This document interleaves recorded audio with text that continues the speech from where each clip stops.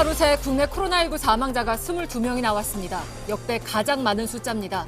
사흘 동안 병상을 기다리다 숨지는 사례까지 나오는 등 병상 부족 문제가 심각합니다.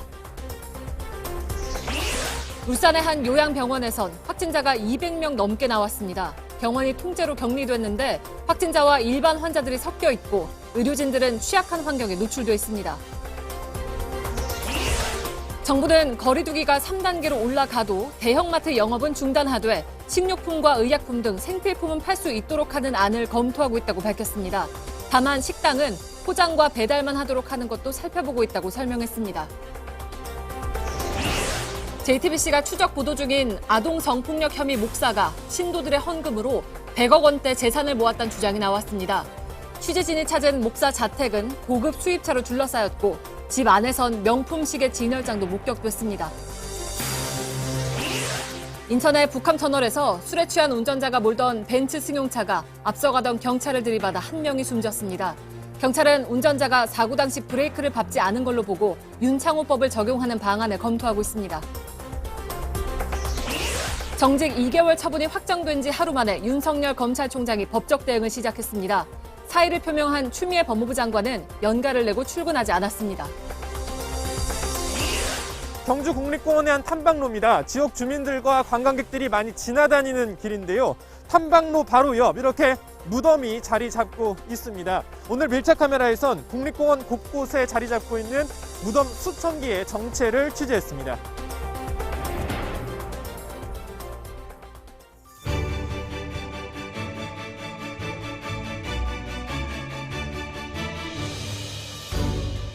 뉴스룸을 시작합니다. 코로나19 하루 확진자가 이틀째 1,000명이 넘습니다. 서울만 해도 423명으로 지금까지 가운데 가장 많습니다. 더 주목할 건 사망자입니다. 상황이 심각하던 지난 3월에도 하루 사망자는 10명이 안 됐습니다. 그런데 그제부터 두 자릿수가 되더니 오늘은 22명으로 어제의 2배 가까이 됩니다. 숨진 사람 중에는 사흘간 병상을 기다리던 사람도 있습니다. 열도 없고 목만 간지럽다던 환자가 갑자기 증상이 악화된 겁니다. 병상이 부족한 게 어떤 결과를 가져오는지 분명하게 보여주고 있습니다. 먼저 여성국 기자입니다. 숨진 사람은 60대 남성입니다. 종로구 파고다타운 관련 확진자입니다. 서울 동대문구에서 부인과 함께 살고 있었습니다. 부인이 먼저 확진됐습니다. 병원에서 입원 치료를 받고 있습니다. 그 사이 이 남성은 지난 13일 새벽 확진 판정을 받았습니다. 혼자 집에서 병상을 기다리고 있었습니다. 하지만 15일까지 병상은 나오지 않았습니다. 결국 숨진 채 발견됐습니다. 당뇨와 고혈압이 있었지만 병상 우선 배정 대상에서 빠졌습니다. 비교적 나이가 젊고 기저질환이 심각하지 않았다고 방역당국이 판단했기 때문입니다. 확진 당시에도 무증상자로 분류됐습니다. 병상 대기 중 전화문진에서도 목이 조금 간질간질하고 칼칼할 뿐 별다른 증상이 없다고 말했습니다. 병원에 있었다면 살 수도 있었습니다. 방역당국은 코로나 확진 이후 기저질환이 갑자기 악화될 수 있다고 했습니다. 이번이 처음은 아니라면서 몇 번째인지는 관련 통계를 확인해 다시 밝히겠다고 했습니다. 역학조사를 통해 사망자의 정확한 사인을 확인하겠다고도 했습니다. JTBC 여성국입니다. 이번 사례는 지난 3월의 대구를 떠올리게 합니다. 당시 17명이 병실을 기다리다가 숨졌습니다. 이번에 숨진 사람은 사흘 만에 증상이 악화됐습니다. 지금까지 분석을 보면 고령층은 증상이 심해질 때까지 평균 닷새가 걸립니다. 병실을 마냥 기다리게 해선 안 되는 겁니다. 이어서 이한주 기자입니다. 3월 중순 대구 코로나19 사망자는 75명까지 치솟았습니다. 이 가운데 17명이 병실을 기다리다 숨졌습니다. 일부는 응급실까지 갔지만 병실로 올라가지 못했습니다. 대부분 70대 이상 고령층이었습니다. 확진된 뒤 짧으면 3일, 길면 일주일 안팎으로 숨졌습니다. 코로나 확진 이후 기저질환이 빠르게 나빠졌기 때문입니다. 이번에 숨진 60대 남성도 3일 만에 기저질환 악화로 숨졌습니다. 코로나가 기저질환과 맞물려 갑작스런 사망으로 이어질 수 있는 겁니다.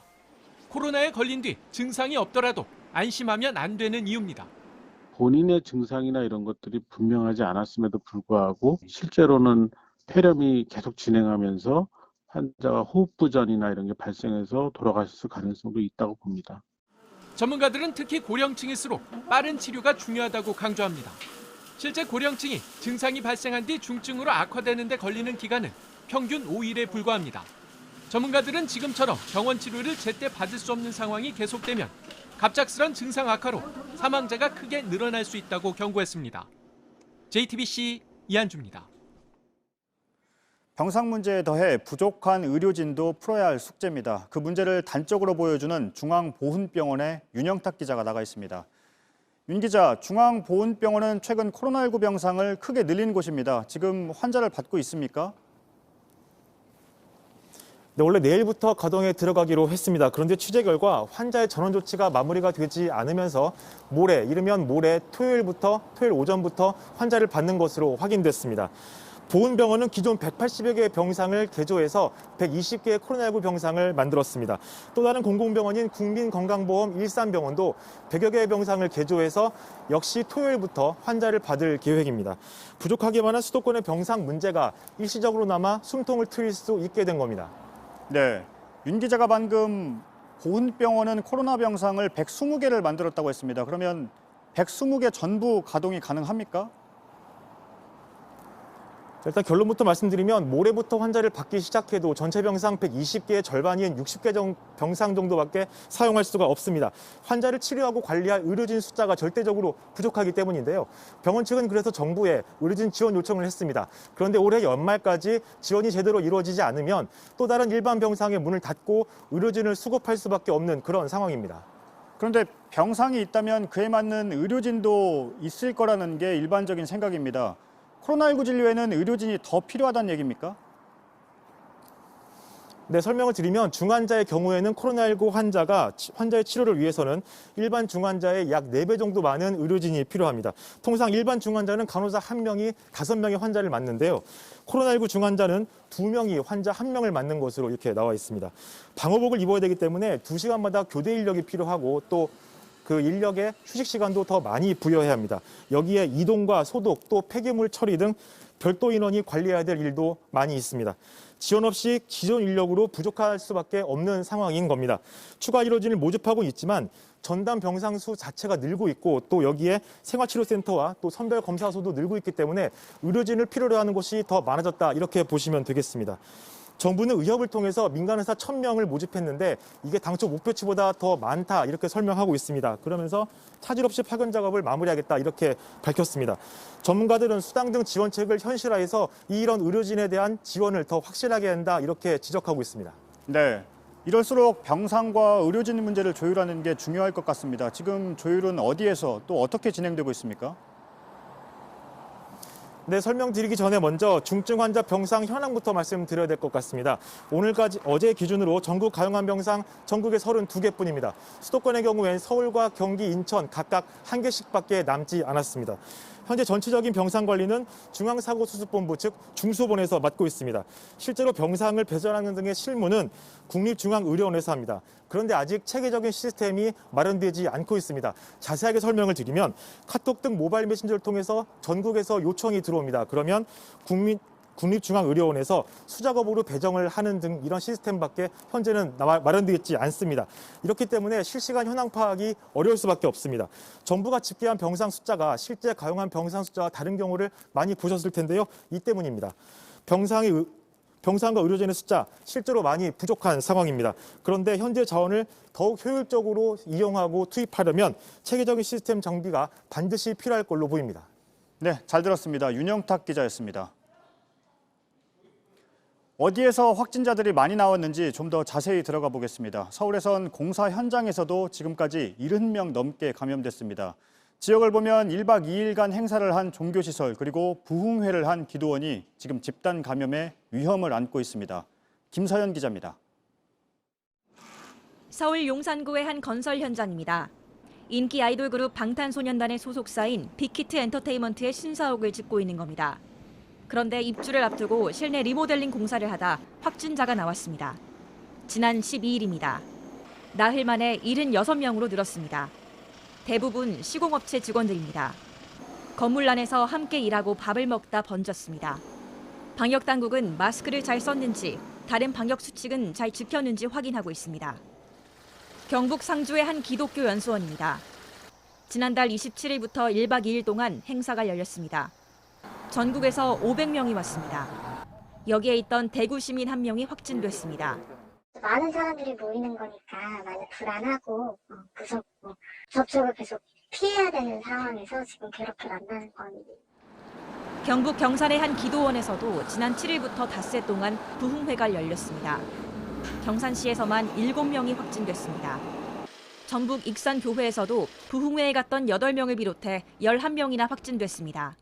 기도원의 원장이 익산시 이 교회에 와서 한 차례 설교 말씀을 전한 일도 있습니다. 그런 내용으로 해서 확산이 된 걸로. 방역당국은 행사에 참석했던 모든 사람들이 검사를 받아야 한다고 강조했습니다. JTBC 김서연입니다. 지금 사망자가 빠르게 늘고 있는 게 가장 큰 문제입니다. 고령층이 많은 요양병원의 집단 감염이 특히 위험한 이유이기도 합니다. 통째로 격리를 하지만 그동안에도 확진자가 계속 늘어납니다. 실제 울산의 한 요양병원은 현재까지 관련 확진자가 200명이 넘고 3명이 숨졌습니다. 저희 취재진이 내부 사진을 확보했는데 감염에 취약한 이유를 확인할 수 있었습니다. 최종혁 기자가 취재했습니다. 침대가 다닥다닥 붙어 있습니다. 코로나 전담병원 병실과 완전히 다릅니다. 추가 감염을 막기 위해 정수기는 쓸 수 없습니다. 하지만 개인 물병으로 정수기를 함께 씁니다. 환자들에게 사용하는 알코올 솜도 밀봉된 제품이 아닙니다. 일회용 비닐봉지에 들어있고 언제 만들었는지도 알 수 없습니다. 울산 양지 요양병원 안에 확진자들이 머물고 있는 폐쇄병동 모습입니다. 한눈에 봐도 취약합니다. 이 병원은 지난 5일 요양보호사가 처음 확진 판정을 받은 이후 이튿날 통째로 격리됐습니다. 7일부터 확진자는 3, 4, 7층에, 비확진자는 나머지 층에서 생활하고 있습니다. 하지만 이후 진행된 검사에서 확진자가 수십 명씩 나왔습니다. 오늘도 19명이 늘어 이 병원 관련 확진자는 모두 226명입니다. 특히 환자들은 212명 가운데 80%에 가까운 164명이 감염됐습니다. 병원에 있던 90대 1명과 울산대 병원으로 옮겨졌던 80대 3명은 오늘 숨졌습니다. 확진자가 끊이지 않는 건 잠복기 외에도 다른 가능성이 나옵니다.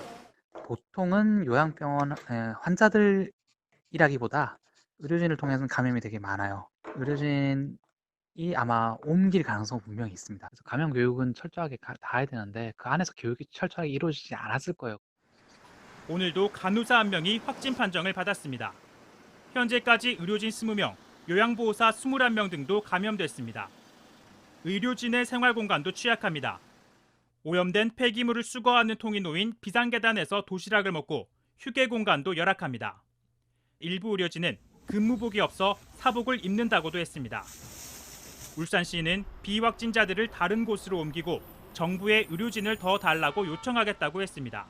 JTBC 최종혁입니다. 거리두기 3단계가 되기 전에 미용실을 빨리 다녀와야 하지 않을지 또 장을 미리 봐야 하지 않을지 걱정하는 얘기들도 나옵니다. 송승환 기자가 오늘 미용실과 마트를 찾아가 봤습니다. 이 리포트를 먼저 보시고 3단계가 돼도 생필품 걱정은 안 하셔도 된다는 내용을 전해드리겠습니다. 걱정돼가지고 장 보러 나왔어요. 미기도 있고 그러는데 먹을 거 없으면 어떡해. 평일 아침 시간이지만 대형마트를 찾은 시민들이 많습니다. 분수대에 생수와 라면, 고기 등 먹을 게 가득합니다. 불안해서 더 담았다고 합니다. 3단계 한다고 그러니까 걱정도 되고 하니까 라면을 미리 좀 사가는 거예요, 사실은. 실제로 라면, 휴지, 즉석밥 등이 2주 전보다 더 팔렸습니다. 다행히 사재기 수준은 아닙니다. 평소처럼 장을 봤다는 시민들과 크게 걱정하지 않는다는 시민도 있습니다. 코로나 때문에 미리 사거나 이런 건 아니에요? 평소보다 좀 더 샀다고. 아니요. 제가 필요한 것만 사러 왔어요. 서울의 여러 미용실도 돌아봤습니다. 3단계 언제부터 되는지 아시나요? 3단계 되면은 미용실도 문은 못 열어서 지금 오시길 잘하셨어요. 다듬을 때가 안 됐는데 미리 오는 고객이 늘었다고 합니다. 갑자기 3단계 될 것 같아서 1000만 넘었다고 했을 때 알아줬던 분이 오신 거 보면은 거리두기 3단계가 되면 백화점이나 독서실 등도 문을 닫아야 하는데 갑작스러운 조치에 생길 혼란을 줄이기 위해 정부는 세부 지침을 마련하고 있습니다. JTBC 송승환입니다. 정부는 3단계까지 가는 걸 주저하고 있습니다. 3단계를 검토한다고 처음 말을 꺼낸 지 일주일이 다 돼가지만 사실상 같은 말을 반복하고 있습니다. 지금 방역망으로 통제되고 있고 의료체계도 붕괴까지는 아니라는 이유입니다. 다만 3단계로 간다면 어떻게 시민들의 불편을 줄일 수 있을지 고민하고 있습니다. 일단 대형마트에서 생필품은 살 수 있다고 했습니다. 임지수 기자입니다. 정부는 거리두기 3단계가 시작되더라도 모든 일상이 멈춰버린 건 아니라고 설명합니다. 그 3단계라고 하는 것은 이제 보통 유럽 국가에서 얘기를 하는 락다운의 개념은 아닙니다. 정부는 식료품이나 의약품 같은 기본적인 생필품 상점은 문을 여는 쪽으로 검토하고 있습니다. 대형마트도 먹거리 등 생필품은 팔 수 있게 하는 방향으로 협의하고 있습니다. 음식점도 포장이나 배달만 허용하게 하는 안을 살펴보고 있습니다. 그런 단계가 발생하지 않도록 최선을 다해서 그걸 억제하고 또 그 유행을 통제하도록 하겠습니다.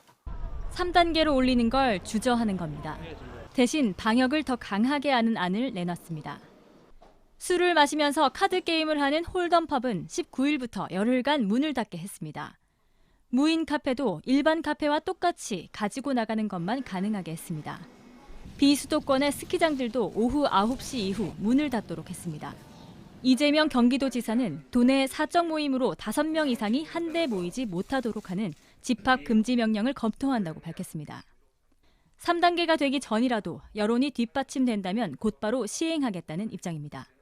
JTBC 임지수입니다. 교회에서 아이들을 돌보면서 20년 가까이 지속적으로 성폭력을 저지른 목사 이야기 오늘도 이어갑니다. JTBC의 추적 보도 다음 날인 어제 아동보호 전문기관이 교회에 남아있던 아이들을 급히 다른 데로 옮겨서 보호하고 있습니다. 경찰은 압수한 캠코더에서 나온 영상들을 분석하며 수사에 속도를 내기 시작했습니다. 정영재 기자입니다. 경기도 안산의 한 교회입니다. 목사로부터 성폭력을 당했다는 피해자들이 머물던 곳입니다. 경찰의 압수수색 다음 날인 어제 안에서 여러 명의 사람이 나옵니다. 이어 차 2대에 나눠 탑니다. 차량엔 아동보호 전문기관이라고 적혔습니다. 아동 전문기관으로 나오신 거예요? 혹시 아이들 좀 분리조치 하시는 건가요? 그것만 알려주시면 안산시 아동보호 전문기관이 JTBC 보도 이튿날 남은 아이들을 데려간 것으로 확인됐습니다. 급히 구조한 것으로 알려졌는데 정확한 내용은 확인해 줄 수 없다고 밝혔습니다. 이 시설과 목사 집을 압수수색한 경찰은 캠코더와 여러 장의 SD카드를 확보했습니다. 현재 성폭력 사실이 담긴 영상을 찾고 있습니다. 피해자들은 오늘 추가로 고소장을 냈습니다.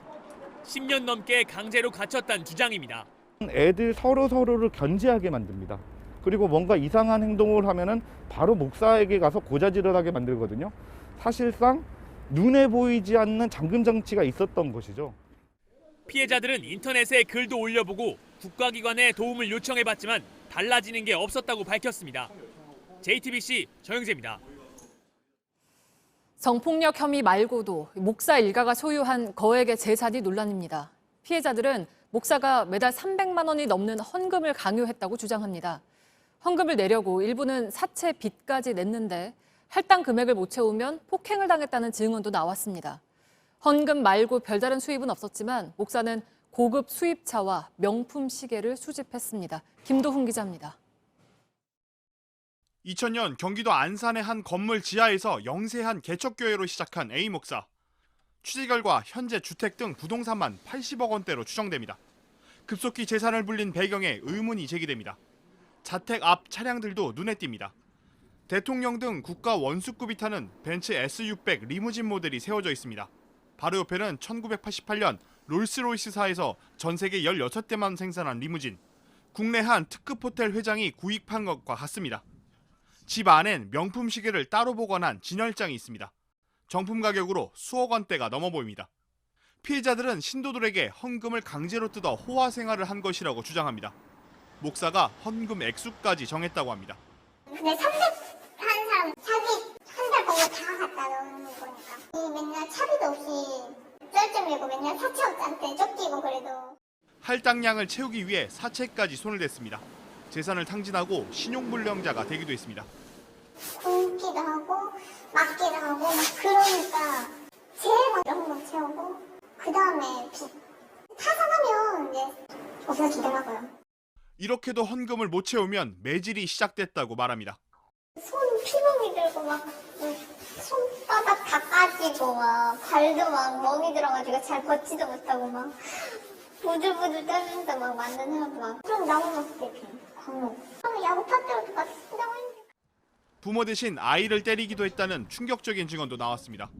피해자들은 목사 일가가 재산을 불린 과정도 철저히 수사해야 한다고 주장합니다. 재산과 관련해 목사 측 반론을 듣기 위해 여러 차례 연락했지만 통화할 수 없었습니다. JTBC 김도훈입니다. 집무실에서 직원을 성추행한 혐의를 받는 오거돈 전 부산시장에 대해서 검찰이 구속영장을 청구했습니다. 한 차례 구속영장이 기각된 지 6개월 만입니다. 강제추행 말고 3개 혐의가 더해졌는데 또 다른 성범죄 가능성에 무게가 실립니다. 구석찬 기자입니다. 지난 6월 경찰서 유치장에서 영장실질심사 결과를 기다린 지 8시간 만에 나온 오거돈 전 부산시장. 영장이 기각이 됐는데 어떻게 받아들이십니까? 죄송합니다. 6개월 만에 검찰이 오 전 시장에 대해 사전 구속영장을 다시 청구했습니다.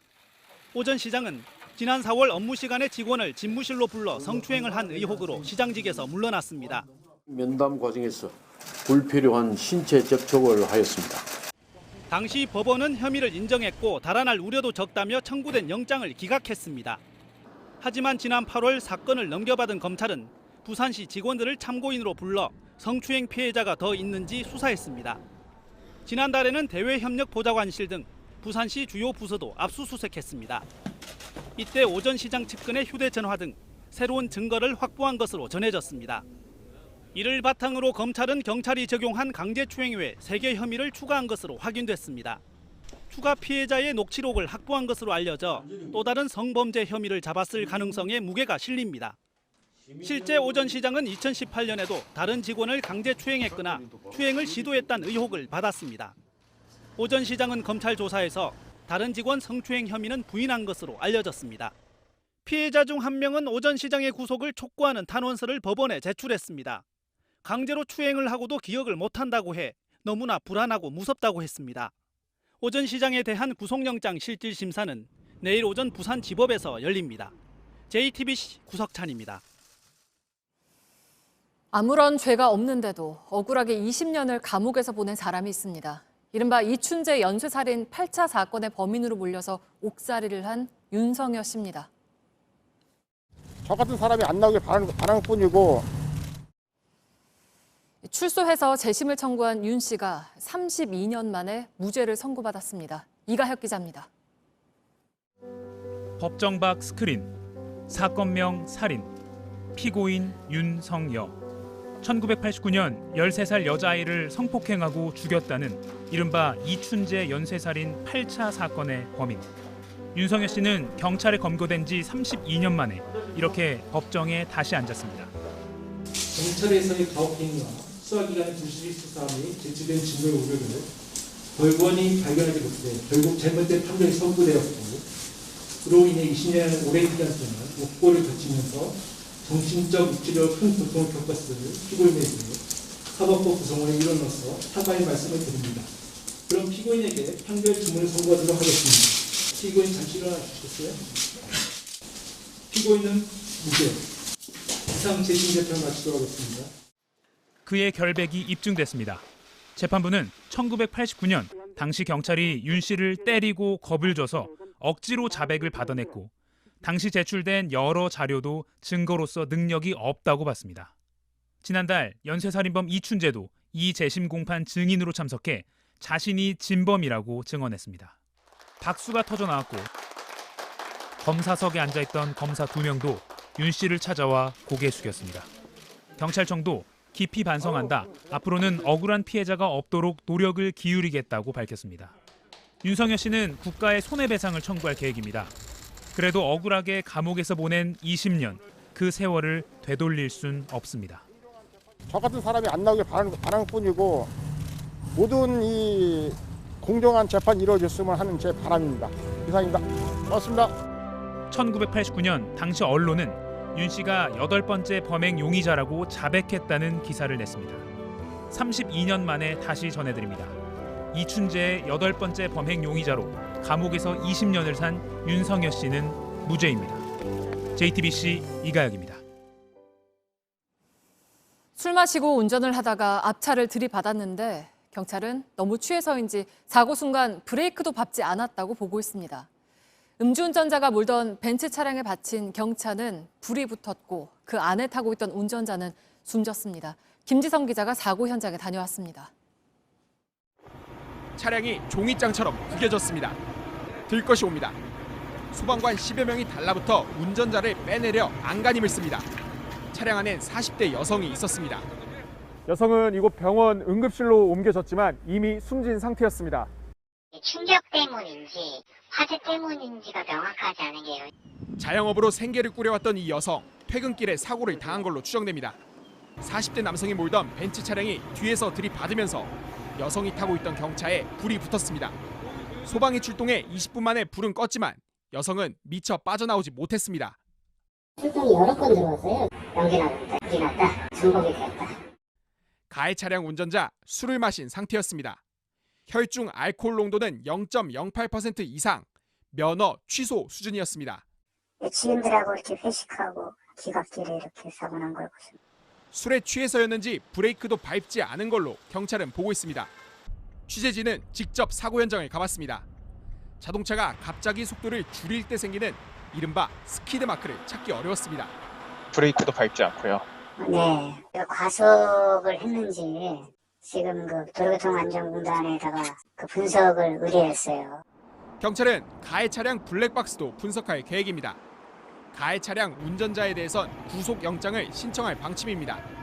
음주운전으로 인명피해를 내면 더 엄하게 처벌하는 윤창호법 적용도 검토 중입니다.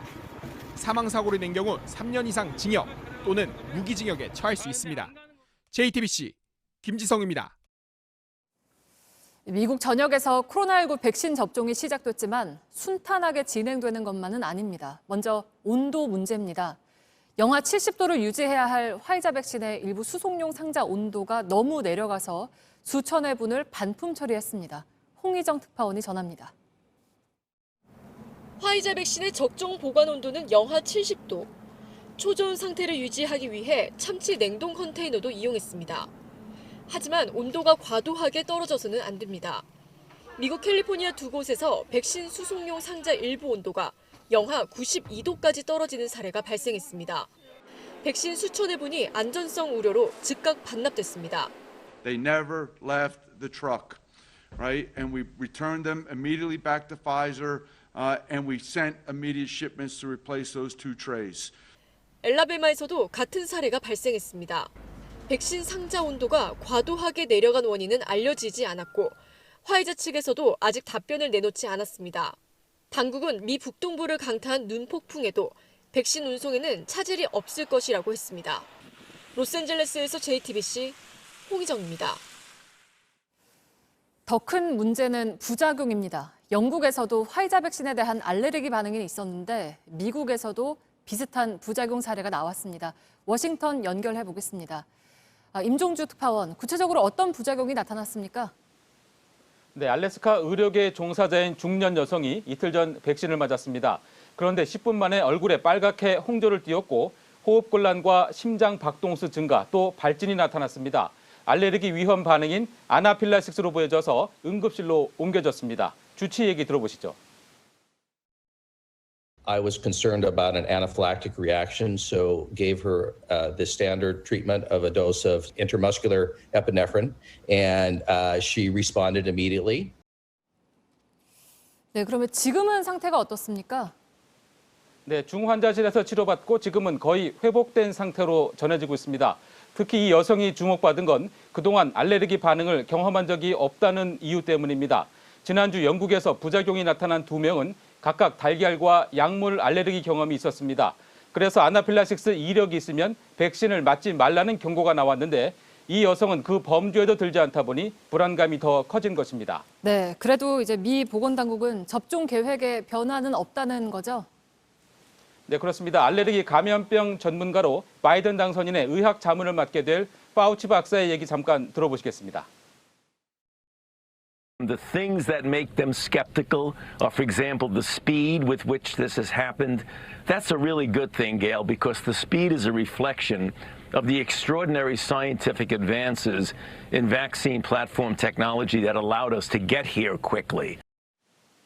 또 4만 4천 명 임상 결과를 갖고 수억 개 백신을 만들다 보면 예상치 못한 부작용이 나타날 수 있다고 설명했습니다. 접종 계획을 바꿀 이유는 없다는 것입니다. 펜스 부통령은 내일 TV로 생중계되는 가운데 백신을 맞습니다. 바이든 당선인도 다음 주 맞을 예정입니다. 네, 그러니까 결국 뭐 부작용이 없는 약물은 없다 뭐 이런 얘기인 거죠? 네, 현재까지는 초기에 관찰을 잘하면 회복 가능한 수준의 부작용이라는 것입니다. 국내 전문가 설명도 들어보겠습니다. 유사 아나필락시스 반응으로 접종 후 빠른 조치를 통해서 충분히 회복이 가능한 부작용입니다. 우리나라가 접종하는 시점에서는 이 부분에 대한 자세한 지침과 접종 대상에 대한 검토가 끝났을 것으로 예상됩니다. 네, 잘 들었습니다. 워싱턴에서 임종주 특파원이 전해드렸습니다. 그리고 국내 백신 상황은 임소라 기자하고 조금 더 알아보겠습니다.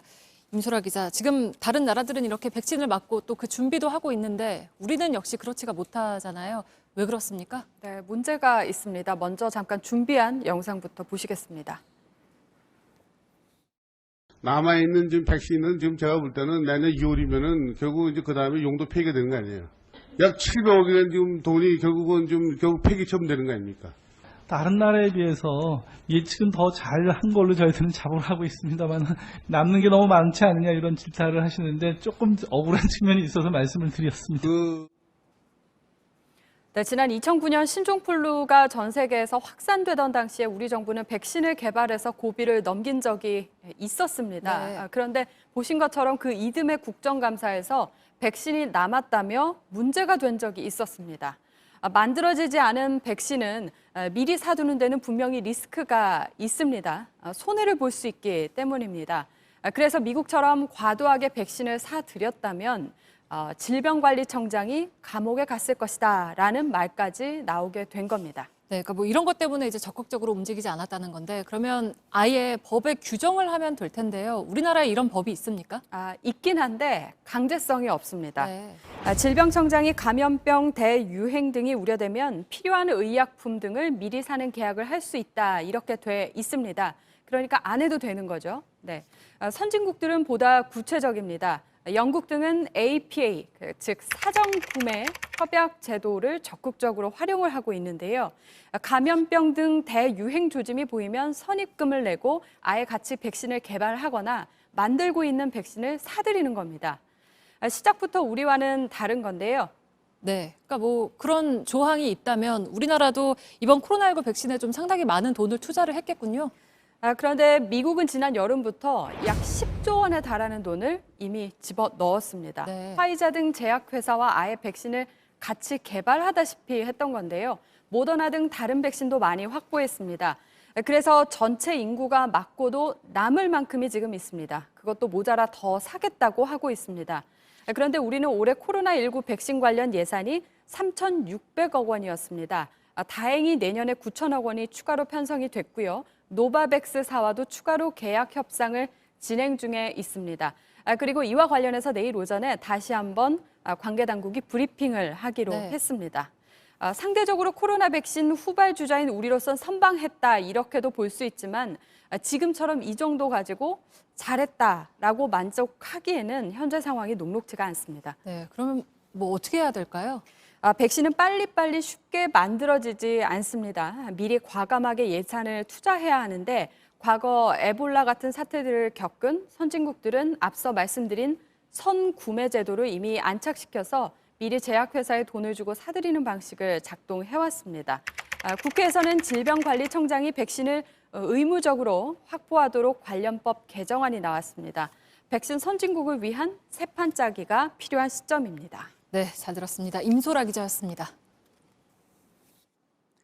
윤석열 검찰총장은 오늘부터 출근하지 않습니다. 그리고 정직 처분에 대한 법적 대응을 시작합니다.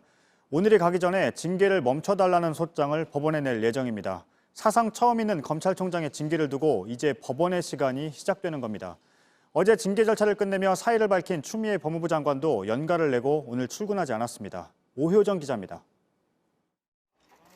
윤석열 검찰총장이 법적 다툼을 시작한 건 두 갈래입니다.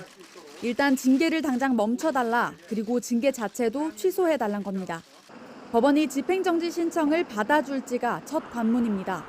다음 주쯤 신문기일이 잡힐 가능성이 있는데 현재 코로나 감염이 확산되고 있는 상황도 변수입니다. 핵심은 정직 2개월이 회복할 수 없는 손해인가입니다.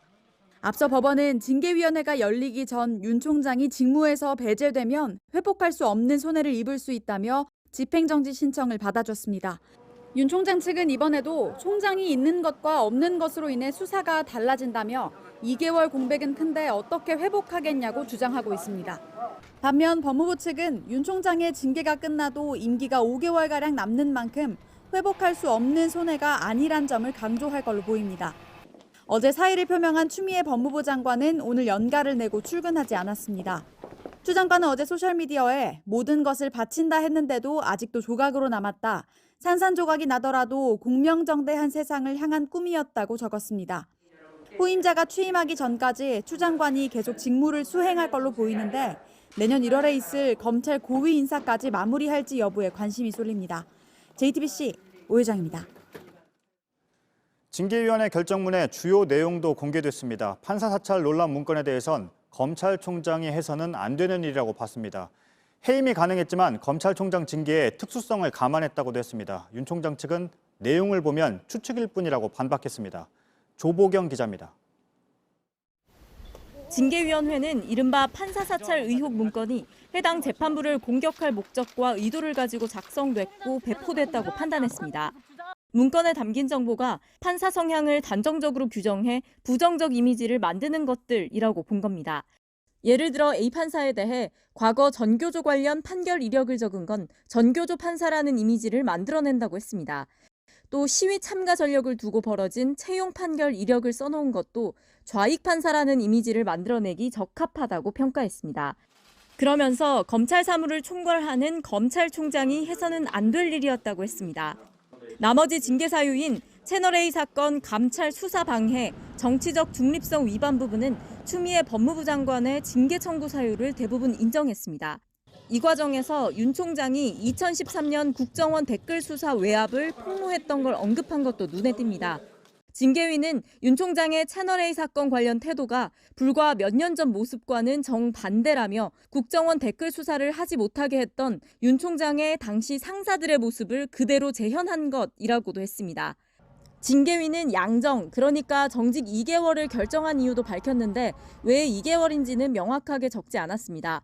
비위 사실 4가지가 각각 정직 이상 해임에 해당하는 사안으로 종합적으로 해임이 가능하지만 검찰총장의 징계라는 특수한 사정을 고려했다고 했습니다. 어떠한 경우에도 검찰총장의 임기제는 보장되어야 한다고도 덧붙였습니다. 윤 총장 측은 반박했습니다. 의결서 내용을 보면 추측일 뿐이고 징계위가 증거도 없이 인정했다. 사실 인정에 있어서도 문제가 있다고 했습니다. JTBC 조보경입니다. 징계위 결과를 놓고 여야는 입에 담기 민망한 표현까지 꺼냈습니다. 여당은 윤석열 총장이 스스로 물러나야 한다며 소송으로 가는 건 자신을 임명한 문재인 대통령과 정면으로 맞서는 거라고 했습니다.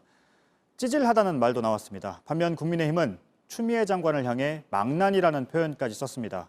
이희정 기자입니다. 민주당에선 일제히 윤석열 총장이 스스로 물러나야 한다는 주장이 쏟아졌습니다. 법적 소송으로 가는 건 임명권자인 대통령과 정면 대결한다는 의미라고 비판했습니다. 윤 총장이 스스로 이제 그치를 정할 것 같지 않으니까 대통령과 한판 하겠다는 그런 메시지를 보낸 것 같아요. 윤석열 총장은 이러다가 결국 저는 자멸할 거라고 봅니다. 추미애 법무부 장관도 사의를 표시한 만큼 윤 총장도 이쯤에서 사퇴하는 게 맞다는 의견도 많습니다. 더 버티는 건 찌질하다는 원색적인 표현도 나왔습니다. 지금까지 윤석열 총장 좋아하시는 분도 있고 많이 계시기 때문에 그런데 더 그런 식의 모습을 이후에 그런 식의 모습을 보이는 거는 도리어 좀 찌질해 보일 수도 있다. 당 지도부도 검찰이 새로 출발해야 한다며 윤 총장을 압박했습니다.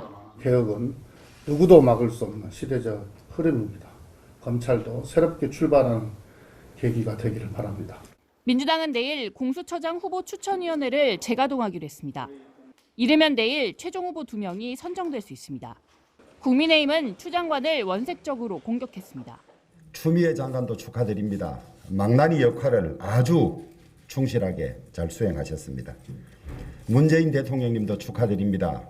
거룩하게 손에 피 묻히지 않고 우리 윤석열 검찰총장을 잘 제압했습니다. 문 대통령도 겨냥했습니다. 임명권자가 비겁하게 차도살인하면서 내 손은 깨끗하다 국민들께 강변하고 있는 것입니다. 장제원 의원은 페이스북에 문재인 정권은 추미애 논개 작전을 기획한 듯하지만 실패했다며 윤 총장이 버텨야 한다고 주장했습니다.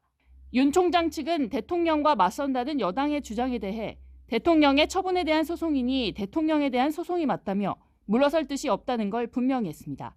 JTBC 이희정입니다. 지난 여름 코로나 의료진은 폭염으로 방호복 안이 40도까지 오르는 걸 참아내야 했습니다. 계절이 바뀐 오늘 선변진료소에 근무하는 한 의료진이 저희 취재진에게 보내준 꽁꽁 얼어서 빨개진 손바닥입니다. 매서운 추위를 떨쳐내기에는 핫팩으로도 부족합니다. 현장에 다녀온 조소희 기자 리포트 보시고 의료진을 전화로 연결해 보겠습니다. 꽁꽁 언 신발 위엔 올려진 핫팩.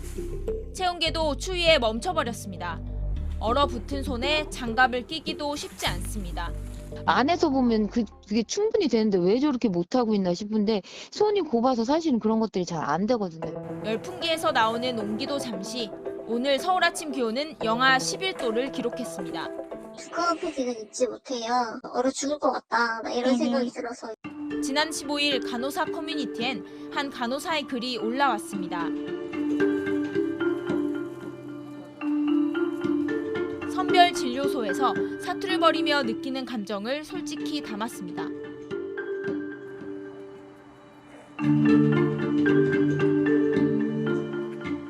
공감이 이어졌습니다. 강추위 속 끝을 모르고 늘어나는 확진자에 이번 겨울은 여느 때보다 길고 또 엄혹합니다. 4시간 동안 170명을 검사를 했거든요. 수영장 갔다 왔다, 어디 술 먹다 왔다 이렇게 얘기를 하니까 일하는 사람 따로 있고 이렇게 만드는 사람 따로 있다는 생각이 들어서. JTBC 조소입니다. 네, 의료진 한 분을 바로 연결해 보겠습니다. 앞서 보신 커뮤니티에 글을 올린 간호사입니다. 이름은 밝히지 않겠습니다. 나와 계시죠? 네, 안녕하십니까? 네, 안녕하십니까? 지금 병원 주차장에 있는 드라이브스루 선별진료소에 근무를 하고 계신데요. 얼마나 많은 분들이 검사를 받으러 오시나요? 네. 저는 현재 아침 8시부터 4-5시간 정도 일을 하고 있습니다. 이 시간 동안 2-3명이 약 160명 정도 검체 채취를 하는데요. 한 명 검사할 때마다 비닐가운이랑 장갑을 교체하기 때문에 시간은 꽤 걸리는 편이에요. 일수는 없는데 검사받을 사람은 많아서 화장실을 갈 시간이 없어요. 네. 화장실을 가게 되면 일도 밀리고 동료들에게 피해가 가기 때문에 일하는 동안 물도 일부러 안 먹고 있습니다. 근데 요즘은 갈증이나 화장실보다도 추위가 더 힘들어요. 네.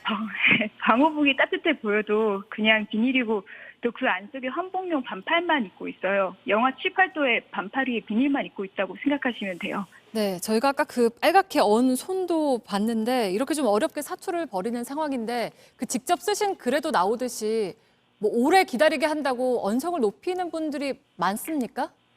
네, 맞습니다.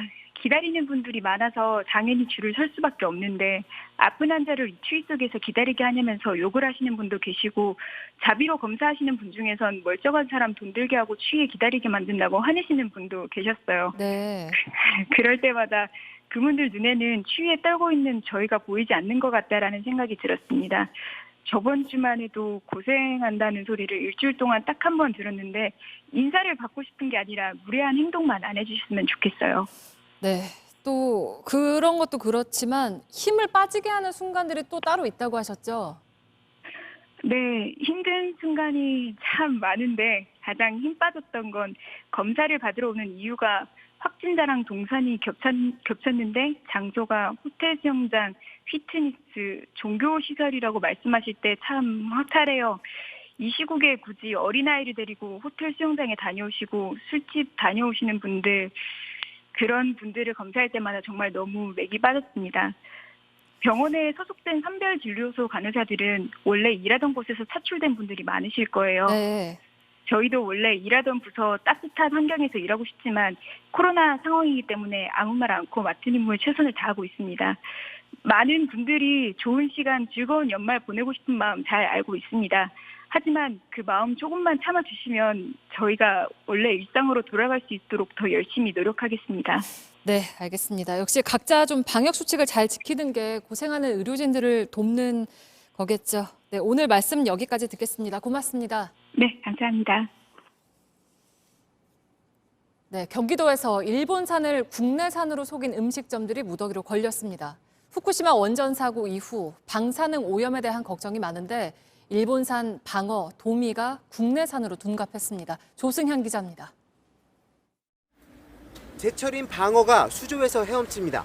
원산지는 일본입니다. 그런데 음식점 안엔 원산지가 다르게 표시되어 있습니다. 방어가 국내산, 가리비 일본산 국내산. 그러면 가리비는 혼돈 표시고 방어는 거지 표시고. 다른 음식점에선 일본산 도미가 국내산으로 뒤바뀌어 있습니다.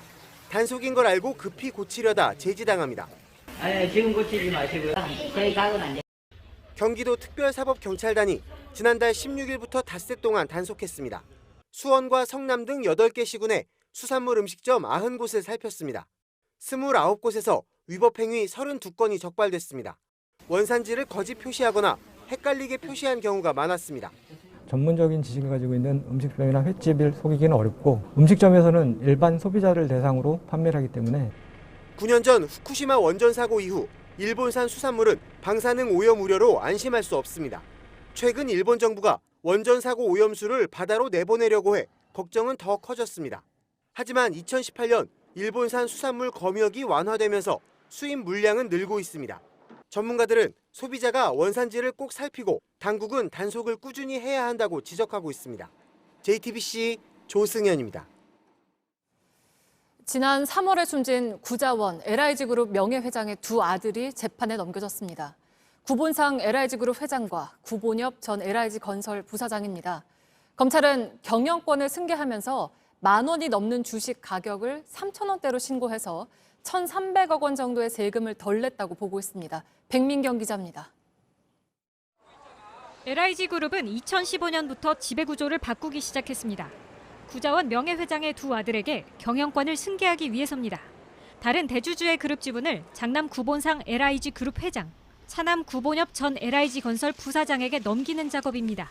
국세청은 이 과정에서 주식 가격을 실제보다 낮게 신고하는 이른바 다운 계약을 적발합니다. 지난 3월 검찰에 고발했고 검찰이 오늘 구 회장과 구 전 부사장, 이 과정에 관여한 전현직 임원 4명을 재판에 넘겼습니다. 검찰과 국세청이 확인한 2015년 5월 당시 LIG그룹 주식 평가액은 1,481원. 하지만 이들은 평가액을 3,846원으로 신고했습니다. 10,000원이 넘는 주식을 3,000원대로 신고한 겁니다. 검찰은 이 과정에서 증여세 920억 원, 양도소득세 400억 원 등 총 1,329억여 원의 세금을 덜 냈다고 보고 있습니다. 검찰은 주주명부 등 거래증빙 서류를 조작한 정황도 확인했습니다. LIG 측은 이에 대해 세법 해석의 차이라며 세금을 덜 내려는 의도는 없었던 걸로 안다고 해명했습니다. JTBC 백민경입니다. 최근에 집값이 많이 오른 경남 창원시 의창구를 정부가 투기 과열지구로 지정했습니다. 부산 동구 등 9군데와 대구 7개구, 파주와 천안 등 36곳은 새로 조정 대상 지역에 포함됐습니다.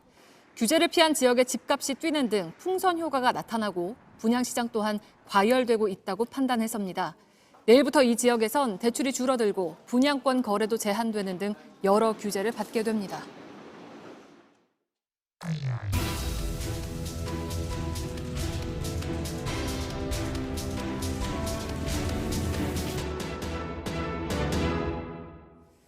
네, 오늘 밀착카메라는 국립공원에 있는 묘지 이야기입니다. 탐방로 옆은 물론 보물로 지정된 불상 옆에도 묘지가 있는데요.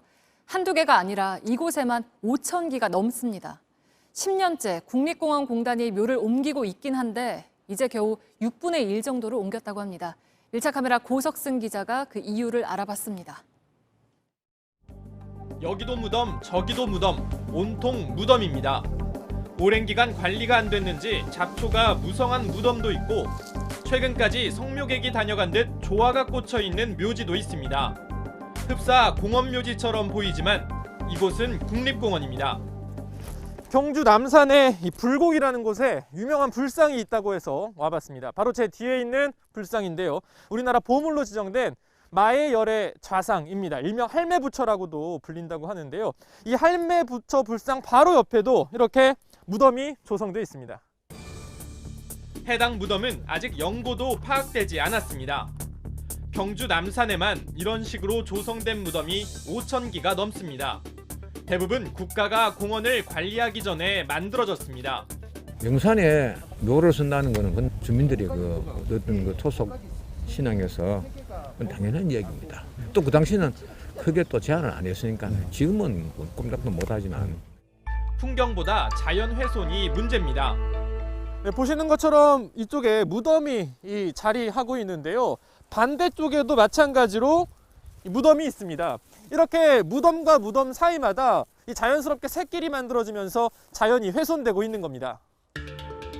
지역 주민들이나 방문객들의 불편 호소도 늘고 있습니다. 밤에 내려올 때는 가끔 한 번씩 깜짝 놀라는데 밤늦게 내려오면 2011년부터 경주국립공원 사무소는 묘를 옮기는 비용을 지원해주고 있습니다. 사람들이 많이 지나다니는 국립공원 내에 지정된 탐방로입니다. 이렇게 탐방로 바로 옆에도 이 무덤이 조성되어 있는데요. 그나마 다행인 건 이 무덤 같은 경우에는 내년 3월 이장이 예정돼 있다고 합니다. 지난 10년간 무덤 1000여 기를 공원 밖으로 옮겼습니다. 해마다 오는 성묘객들을 찾아 설득을 하는 어려운 작업입니다. 묘지를 이장하기로 한 당일 아침에 전화 오는 경우도 있습니다. 집안에서 이제 같은 후손 중에 누가 좀 반대를 하셔서 이장을 못하게 됐다라고 하는 전화도 있었고요. 또 어떤 경우에는 본인의 며느리가 이제 임신을 하다 보니까 그 시간을 좀 나중에 옮겨서 했으면 좋겠다. 다른 국립공원도 비슷한 문제를 앓고 있습니다. 광주 무등산 국립공원입니다. 올해 초부터 본격적으로 묘를 옮기고 있습니다. 여기는 1960년대에 묘가 조성됐다가 최근에 다른 곳으로 묘가 옮겨진 곳입니다. 현재는 보시는 것처럼 나무가 자라고 있는데요. 한쪽에는 새로 심은 나무가 잘 자라고 있는지 관찰하는 카메라가 설치되어 있습니다. 무덤이 옮겨진 자리를 주변 환경과 최대한 비슷하게 되돌리고 있는 겁니다. 이렇게 결과를 지켜봐야 알겠지만 향후 약 10년 정도의 어떤 이 세월이 지나야지 원상태로 복원이 될 것으로 예상이 됩니다. 최근 경주 남산에 있던 조상묘를 다른 곳으로 옮긴 한 주민은 바뀐 장례 문화를 따르는 것이 도리라고 말합니다. 돌아가시면 처음 다 남산에 다 묘를 다 쓰십니다. 뭐 묘태가 좋으면은 뭐 가정이 잘 된다 해가지고 처음 다 묘를 좋은 틀을 골래가 이렇게 했는데 이제 우리 관광지 차원에서 빨리 이장을 해주는 것이 우리 국민의 예입니다. 무등산과 경주 남산에만 만여 개의 무덤이 있는 것으로 파악됐는데 전국 공원으로 확대 조사하면 대폭 늘어날 수 있습니다. 국립공원은 우리 모두가 함께 보존하고 함께 가꾸어갈 곳입니다. 규정이 없었거나 묘자리가 없어서 또는 명당으로 소문이 나서 과거 이런저런 이유로 들어선 묘지들로 국립공원이 몸살을 앓고 있습니다. 묘를 옮기는 사업이 수년째 진행되고 있지만 여전히 전국 곳곳의 국립공원에 만기가 넘는 묘지들이 남아 있습니다. 관련 제도를 바꾸는 것도 필요하겠지만 유족들과 후손들의 자발적인 참여도 절실합니다. 밀착카메라 고석승입니다.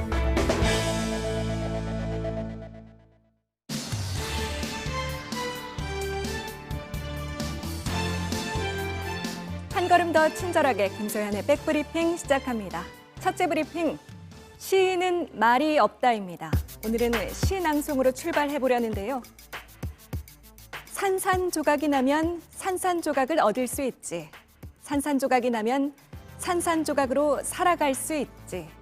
네, 정호승 시인의 시입니다. 참 좋죠. 자, 지난달 발표된 이 시가 갑자기 주목을 끈 건 어제 사의를 밝힌 추미애 법무장관이 산산조각 나더라도 공명정대한 세상을 향한 꿈이 있었다고 인용을 하면서입니다. 자, 추 장관은 윤석열 총장 징계위가 열리던 날엔 수능 필수시죠. 이육사의 절정을 인용하기도 했죠. 자, 이 좋은 시들을 놓고 정치권에선 또 정치적인 해석이 나왔습니다. 이 두 시인의 고결한 시심을 훼손하고 이 정권 광기의 절정이었고 대한민국 법치주의와 추미애 인격의 산산조각이에 맞섬을 네, 한쪽은 산산조각이 나더라도 검찰개혁, 다른 한쪽은 법치주의의 산산조각. 자, 정작 원작자 정호승 시인에게 이 산산조각의 의미는 뭐였을까요? 시인은 20년 전 북인도 여행 때 사온 흙으로 만든 부처가 바닥에 떨어져 산산조각 나면 어떡하나 자꾸 걱정을 하다가 이런 생각에 머물렀다고 합니다.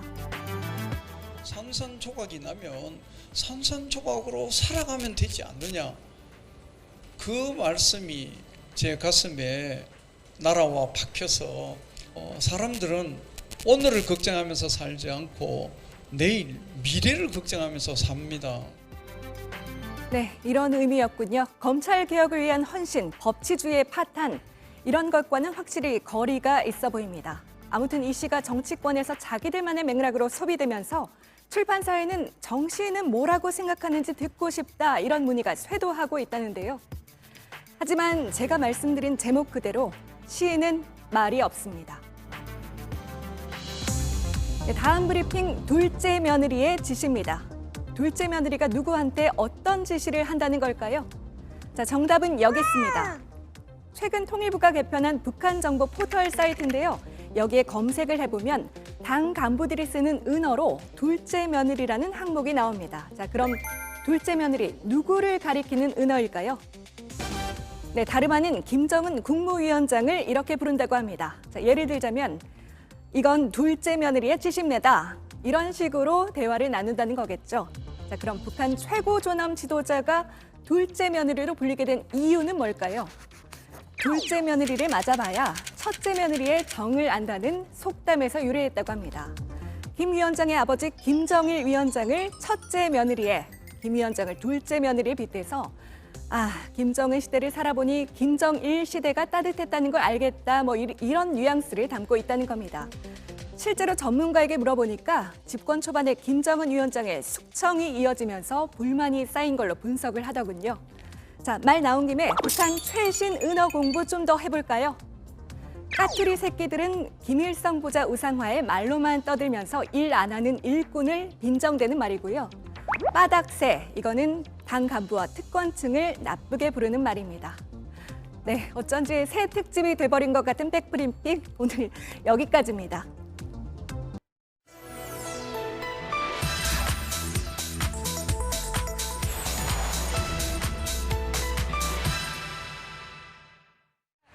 韩国国旗的设计者是我国哪位著名的外交家？哎，我国的有趣的题，马建忠，漂亮。 네, 팩트체크 시작합니다. 중국의 한 TV 퀴즈쇼 장면을 보셨습니다.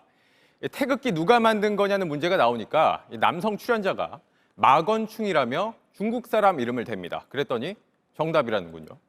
2016년 방송인데 최근 짧은 동영상 형태로 만들어져서 중국 소셜미디어에 퍼지더니 우리나라 온라인상에서도 논쟁거리가 되고 있습니다. 얼마 전엔 김치 가지고 그러더니 이번엔 태극기냐 싶으실 겁니다. 황당하게 들리는 이 주장, 어디서 나온 건지 따져보겠습니다. 시간을 1882년 5월 22일로 돌려보겠습니다. 조선과 미국이 첫 외교조약 맺습니다. 조미수호 통상조약입니다. 한국사 시간에 배우셨죠? 국가 대 국가 간 외교 자리인 만큼 조선을 대표할 국기가 필요했습니다. 그 전엔 없었던 겁니다. 중국이 태극기 만든 사람이라 주장하는 청나라 외교관 마건충은 여기서 등장합니다. 중국 기록 보면 마건충이 회담 닷새 뒤 조선 측 인사를 만나서 조선 국기를 태극 들어간 모양으로 해보라 제안했다고 돼 있다는 겁니다. 그래서 마건충이 태극기를 만들었다는 설이 1960년대 학계에서 나온 적이 있습니다. 그런데 지금 이 설은 사실상 폐기됐습니다. 마건충의 제안과 관계없이 조선과 미국이 조약 맺을 때 우리 대표단이 이미 지니고 있던 태극기가 2004년 발견됐기 때문입니다. 1882년 미국 해군부 문건에 실린 이 태극기는 현재 가장 오래된 태극기로 인정을 받고 있습니다. 당시 청나라는 조선의 태극기 대신 청나라 깃발인 황룡기를 이 색만 바꿔서 비슷하게 만들라고 제안을 했습니다. 조선을 이 속국처럼 취급했던 겁니다. 그러나 독립국을 표방했던 조선은 당연히 청나라의 요구 받아들이지 않았습니다. 중국은 계속 용기를 만들려고 그런 식으로 조언을 주는 거죠. 조선 쪽에서 그 미적미적하면서 거절을 하다가 그거를 마건충이 해줬다 이렇게 말할 수는 없는 거죠. 그럼 태극기 만든 사람이 누구냐? 한 사람만 찍어보라 하면 이 학계에서도 의견이 갈립니다. 당시 조약 과정에 참여한 이응준이라는 통역사가 만들었다는 설도 있고 고종의 신하 김옥균이 만들었다는 설도 있습니다. 이런 것들을 바탕으로 처음 소개해드린 퀴즈 정답을 다시 알려드리겠습니다. 대한민국 태극기 누가 만들었느냐? 조선의 관료들과 고종이 만들었다로 정리할 수 있습니다. 팩트체크였습니다. 도로 한쪽으로 밀려난 차량 보이시죠? 눈 쌓인 도로에서 사고를 수습하고 있는데 커브길을 돈 흰색 트럭이 그대로 돌진합니다. 통제를 잃은 트럭은 세워둔 차량을 그대로 들이받았습니다. 그나마 사람들이 재빨리 도망쳐서 다행히 사고를 피할 수 있었습니다. 경찰이 문을 두드립니다. 그리고는 문 밖으로 웬 여성이 나오더니 개를 번쩍 들어 올려서 바깥으로 던져버립니다. 현재 시간으로 14일 미국 플로리다주의 한 모텔에서 일어난 일입니다. 난동을 피우던 여성은 경찰이 출동하자 자신의 반려견을 난간 밖으로 던지면서 반항했습니다. 다행히 반려견은 무사히 살아나서 동물보호소에 맡겨졌는데요. 보호당국은 2층에서 떨어지고도 살아남은 이 개에게 기적이란 이름을 붙여주었습니다. Don't do it, you're fired. I see you do it again, you're gone. 거리두기 방역 수칙을 지키지 않아서 톰 크루즈의 화를 샀던 제작진들이 결국 촬영장을 떠나게 됐습니다. 현재 언론은 음성 파일이 공개된 뒤로 이들에 대한 분노가 더 커졌기 때문이라고 했습니다. 지난 2월에 촬영을 시작한 미션 임파서블 7이 코로나19로 여러 차례 촬영이 중단되고 진행이 더뎌지자 제작진의 인내심도 한계에 달했던 것 같다고 전했습니다. 네, 차에 타고 있던 산타클로스와 엘프가 차 문을 열고 빠르게 달려갑니다. 또 망치를 들고 문을 부수더니 안에 있는 누군가와 저렇게 몸싸움을 벌입니다. 현재 시간으로 5일 산타와 엘프로 위장한 페루 경찰들이 마약범들을 체포하고 많은 양의 코카인과 마리화나 권총과 총알들을 압수했습니다. 이 경찰들은 그루포 테르나라고 불리는 특수작전부대 소속이라고 하는데요. 얼마 전 미국에서도 산타와 엘프로 위장한 경찰들이 좀도둑을 잡아서 화제가 됐었습니다. 자동차가 주차장으로 들어옵니다. 그런데 차 안을 보니 핸들이 혼자 돌아가고 있습니다. 이대로 후진 한 번에 주차를 마칩니다. 운전자가 앱으로 주차장과 빈 자리를 고르면 차가 알아서 다 하는 겁니다. 우리 기업이 오늘 세계에서 처음으로 선보인 자율 대리주차 기술입니다. 인공지능과 5G 통신 기술을 이용한 건데요. 하지만 상용화되려면 제도와 시스템 등 갖춰야 할 게 많습니다. 오늘 일본에선 코로나19 하루 확진자가 3,100명을 넘었습니다. 지금까지 중에 가장 많습니다. 그런데 스가 총리는 회식을 하느라 바쁩니다. 거의 매일 하고 있습니다. 오해를 불러일으켰다며 사과도 합니다. 그런데 사과한 날에도 저녁 모임을 2번이나 했습니다. 도쿄에서 윤서령 특파원입니다. 스가 요시히데 총리가 고개를 숙였습니다. 国民の誤解を招くという意味においては真摯に反省をいたしております。 이틀 전 2차례나 고급 레스토랑에서 단체 회식을 한 데 대해 사과한 겁니다. 참석자 평균 연령은 77살이었습니다. 이날은 코로나19 환자가 급증하면서 정부가 여행 지원책인 고투 트래블을 일시 중단하겠다고 선언한 날이었습니다. 5명 이상 회식은 자제해달라고 요청해놓고 정작 총리는 15명이 모인 자리에 참석한 겁니다. 비판이 일자 회식도 총리 업무라는 식의 해명이 나왔습니다. 多様な意見に触れるということは政治家にとっても大変重要なことであります。会食の人数が5人以上かどうか、高齢者であるかどうかといったこともこれで一律に決めていくものではなく 실제로 총리는 보란 듯 식사 일정을 진행했습니다. 스가 총리는 사과를 한 뒤에도 제 뒤로 보이는 프랑스 음식점과 또 다른 한 곳에서 2차례나 식사 모임을 가졌습니다. 3-4명 정도의 소규모였다고는 하지만 상황 인식이 안일했다는 비판을 피하기 어렵습니다. 스가 총리는 지난 2주 동안 주말 이틀을 빼곤 밖에서 저녁 모임을 했고 그중 닷새는 저녁 자리를 2번씩 했습니다. 동시에 일본 하루 평균 신규 확진자 수는 최근 3주 사이에 25%나 늘어났습니다. 도쿄에서 JTBC 윤서령입니다. 새 노선이 이 집을 지나가는 관계로 현 시점부터 이 집터는 국가 사업에 환수됩니다. 철길을 만든다며 지도에 있는 집을 빨간 줄로 확 그어버립니다. 드라마 속 이 장면은 실제 이야기를 토대로 만들었습니다. 만주로 건너가 독립군을 양성한 신흥 무관학교를 세운 석주 이상용 선생의 생가 임청각 얘기입니다. 경북 안동에 있습니다. 모두 11명의 독립운동가가 이 집에서 나오자 일제는 일부러 집 앞마당에 철길을 깔았습니다. 이 철길이 80여 년 만에 거쳤습니다. 윤두열 기자입니다. 열차가 천천히 지나갑니다. 이곳을 지나는 마지막 열차입니다. 이제 철로는 비워졌습니다. 하나, 둘! 망치로 철길 앞 방음벽을 내리칩니다. 힘없이 허물어집니다.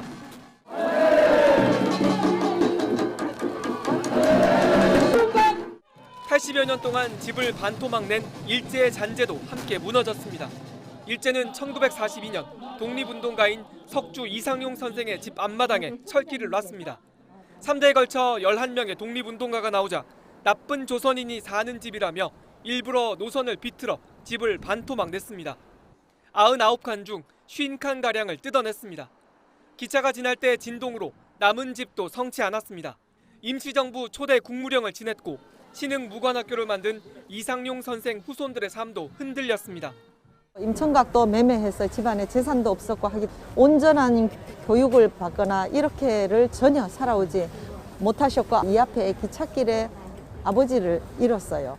방음벽을 허문 것을 시작으로 곧 철길을 걷어냅니다. 진정한 독립의 첫걸음을 시작하는 길이고요. 독립운동의 성지로 태어날 것입니다. 철길을 걷고 나면 임청각을 원래 모습으로 되돌려 놓는 작업이 시작됩니다. 99칸 온전한 제 모습의 임청각은 2025년에 볼 수 있습니다. JTBC 윤두열입니다.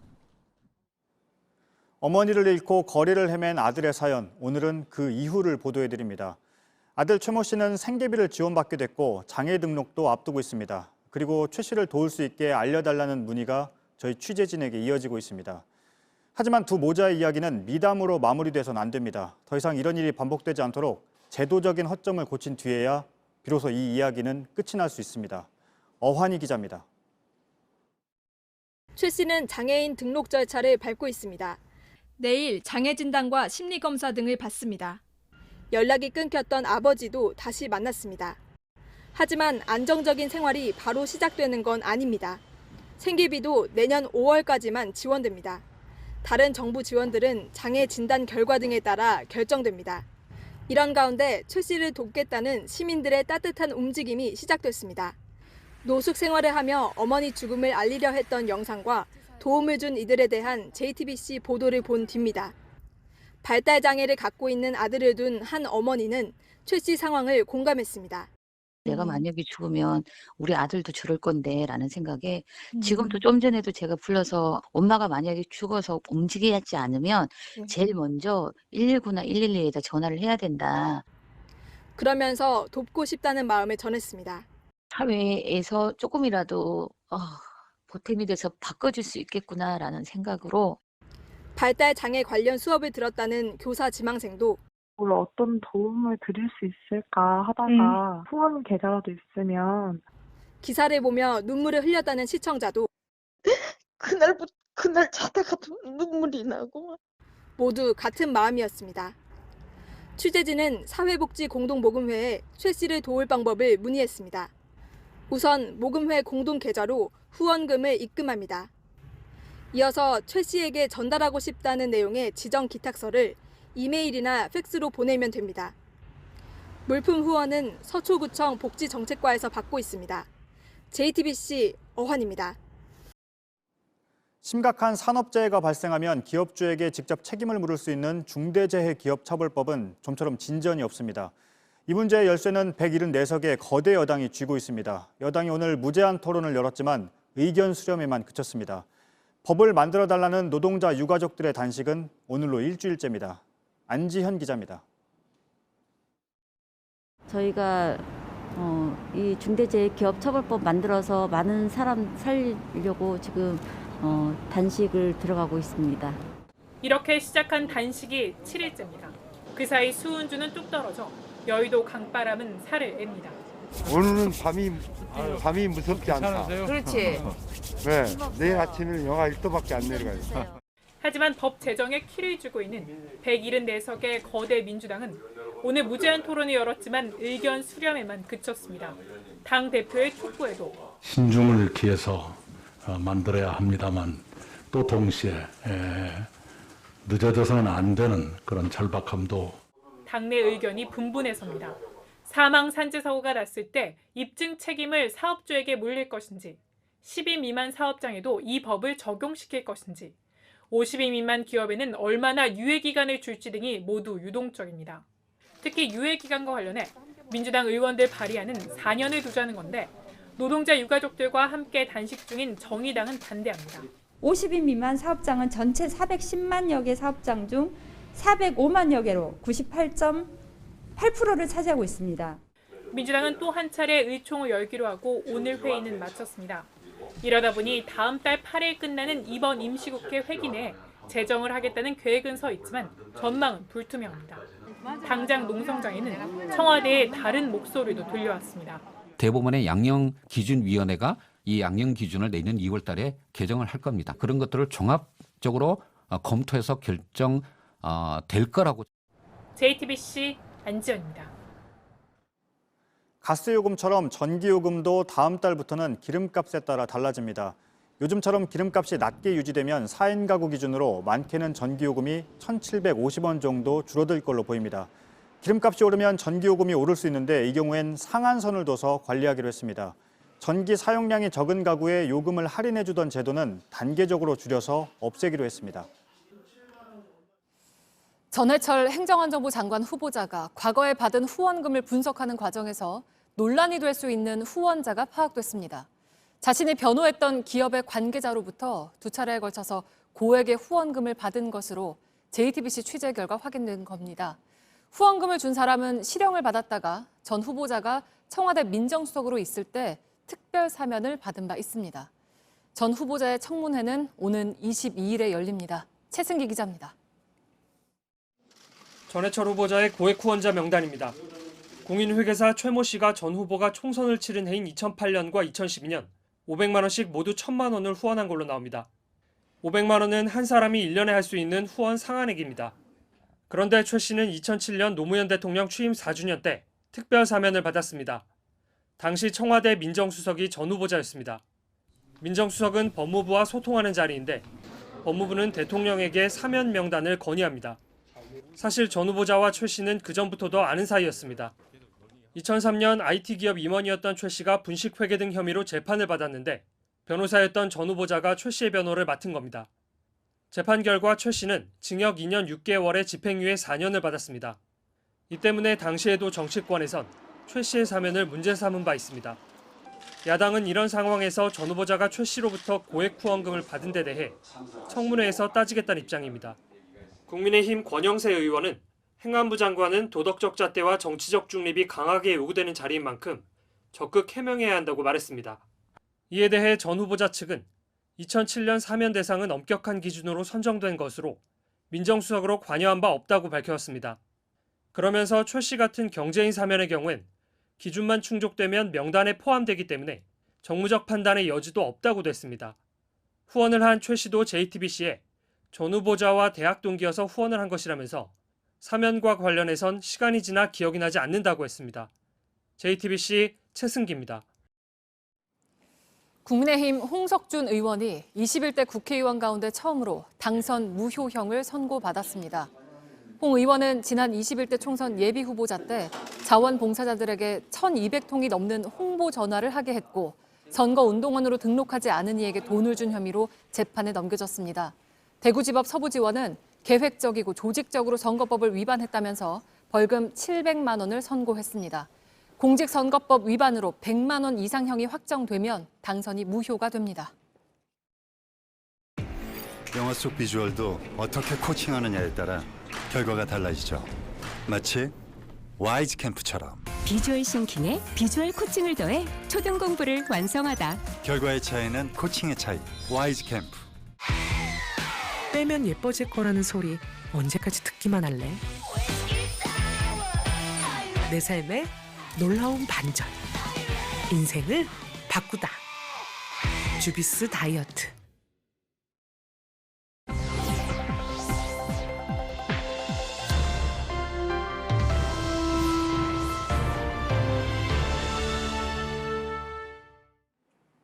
날씨 박사 시간입니다. 날씨에 대한 모든 것 오늘도 한 걸음 더 들어갑니다. 요즘 입구에서 가장 먼저 마주하는 이것, 바로 체온 측정기입니다. 정상 체온보다 높은지를 확인하는 건데 추위가 몰아친 요즘 더 낮게 나오기도 하죠. 체온이 높아도 안 되지만 너무 낮아도 문제입니다. 한랭 질환 때문인데요. 대표적으로 저체온증이 있습니다. 1.5도, 우리가 한파로부터 꼭 지켜야 하는 체온입니다. 정상 체온보다 1.5도 낮아지면 저체온증에 걸리기 때문입니다. 35도엔 몸이 떨리기 시작하고 32도에선 근육이 굳으면서 의식이 희미해지는데요. 28도로 내려가면 심장 기능이 떨어지면서 심하면 목숨을 잃을 수도 있습니다. 이틀 전엔 올겨울 들어 처음으로 저체온증 사망자가 나왔습니다. 추위가 이어지면서 한랭 질환자도 점점 늘고 있는데요. 무엇보다 체온을 유지하는 게 중요합니다. 집안이라고 안심할 순 없습니다. 통계를 보면 한랭 질환자 중 약 24%는 실내에서 발생했는데요. 항상 적정 온도를 유지하고 외출할 땐 옷을 따뜻하게 입는 게 좋습니다. 오늘 아침까지 몰아치던 한파가 낮엔 주춤했는데요. 하지만 오늘 밤사이 눈이 내린 후 다시 추워지겠습니다. 오늘 밤사이 예상되는 눈구름입니다. 낮부터 불어온 따뜻한 공기와 차가운 공기가 만나면서 생긴 겁니다. 찬 공기가 점차 내려오면서 눈구름도 이렇게 남쪽으로 내려가겠는데요. 눈이 오전 내내 이어지면서 주로 경기 남부와 충북 지역에 쌓일 걸로 예상이 됩니다. 내일 아침 출근길 교통안전에 유의하시기 바랍니다. 한편 찬 공기가 미세먼지도 몰고 오면서 오전에 중서부 지역은 대기질이 나쁨 수준이 예상이 됩니다. 아침 기온은 오늘보다는 크게 오르겠는데요. 서울은 영하 2도, 대구는 영하 3도가 예상됩니다. 하지만 찬 공기의 영향으로 낮에는 기온이 많이 오르지 못하겠습니다. 서울은 0도가 예상이 됩니다. 찬 공기가 본격적으로 내려오면서 모레 아침엔 또다시 추위가 찾아오겠습니다. 지금까지 날씨 박사 김세연입니다. 오늘 뉴스룸은 여기까지입니다. 내일 저녁 7시 40분에 찾아뵙겠습니다. 시청해주신 여러분 고맙습니다. 두 개 얼굴이 보여 거울에 비친 내 모습 익숙해져가네 이런 내 역겨움이 천사와 악마 중에 골라봐 필요한 페이스 편안해져가네 이런 내 양면성이 무슨 점이 나의 몸 위에 나 있는 점들보다